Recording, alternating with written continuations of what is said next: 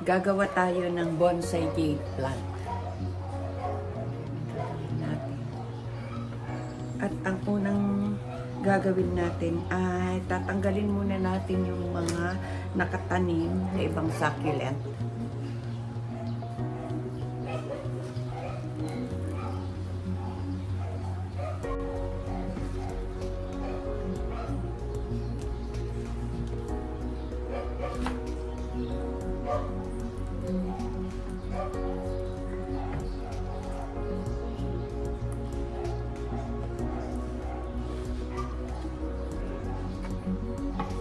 Tapos isunod natin tanggalin ang mga bato. Itong mga pebbles na nasa ibabaw ng succulent.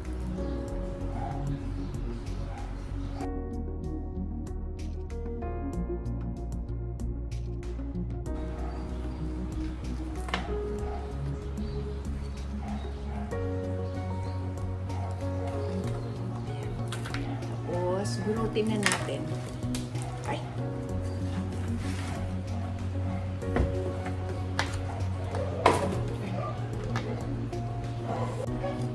Alisin na natin. Yan.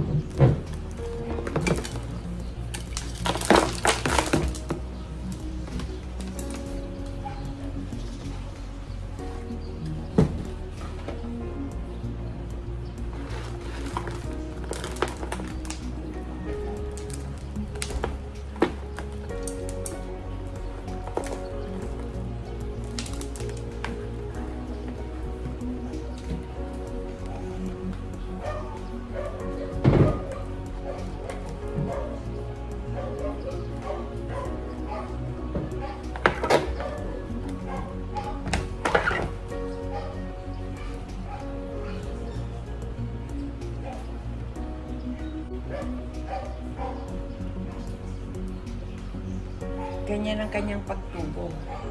May musbong na mahaba dito. Kaya ito ay babawasan natin para ganito siya nakatayo.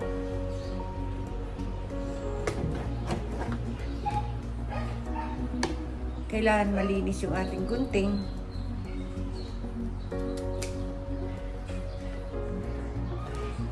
Itong mga babawasin natin na ito, pwede rin natin itong itanim. Madali lang naman mabuhay. Sabi ng iba, hirap daw silang magbuhay nito. Pero, depende kasi sa lupa na gagamitin. At saka, hindi rin ito kailangan laging diligin. Kaya, kung hindi pa natutuyo yung lupa, huwag munang diligin. Ilalagay ko na lang din yung sa caption yung potting mix natin. At itong tinanggal natin na ito, i-air dry natin. Yan. Ang dami, diba? Ito siya. I-air dry lang. Tapos, pwede natin itanim pag natuyo na yung mga sugat. Hindi ito mamamatay kasi succulent nga siya. Galing din natin yung mga pababayong tubo. So, ang dami natin nakuha, di ba?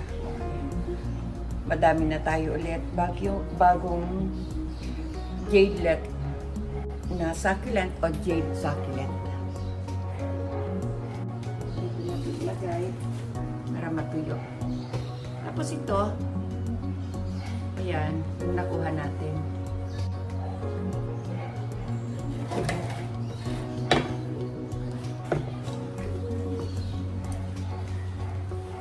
Pwede rin natin bawasan yung ugat kung hindi na kasya sa ating pasok.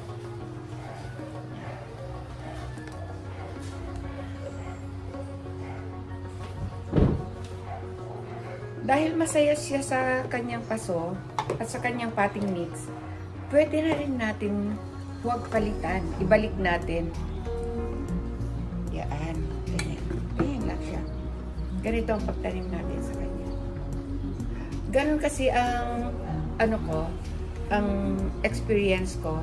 Once na masaya ang halaman, huwag na natin palitan yung tinanggal natin na lupa sa kanya. Kung wala pa siyang bulate. O, yan. Papakita ko sa inyo. Ang ganda pa ng lupa niya. Kaya huwag muna natin palitan. Pag walang bulate, pag walang outlets, huwag natin palitan. Sayang kasi. At saka, ayun sa nakita niyo, ang lusog-lusog yung ating jade plant. Kaya ibalik natin yung lupa.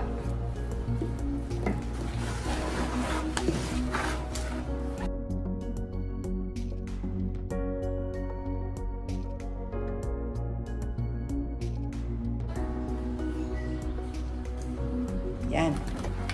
Ito na siya. Alisin na natin sa planggana. Simutin natin yung lupa.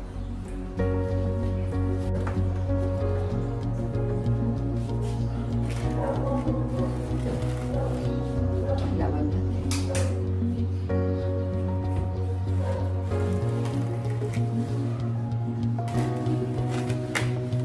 Ayan. Ito na tayo ngayon na itatanim natin sa kanyang puno. Pwede rin natin ibalik yung mga dati. O, ayan siya. Tapos ibalik na natin yung mga tinanggal natin.